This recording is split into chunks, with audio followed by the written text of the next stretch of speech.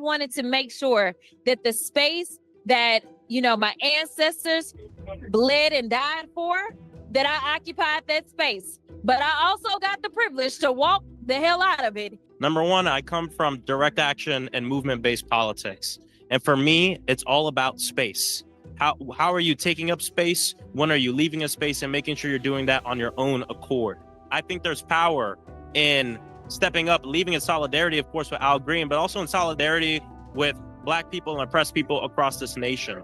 And so everyone has their own way of advocating. Some people boycotted it. Power to them, power to everyone. But this was the way I decided to do my action tonight with a great group of people. We have to really understand what's happening right in front of us. We heard a president said clearly that he wants to take us back to a 1950s America.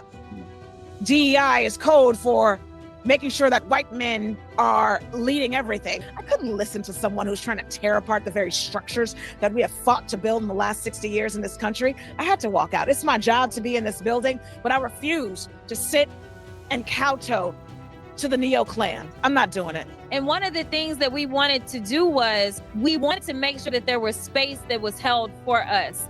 And if we did not show up, then what they were going to do is just put seat fillers in. And I wanted to make sure that the space that, my ancestors bled and died for, that I occupied that space. But I also got the privilege to walk the hell out of it.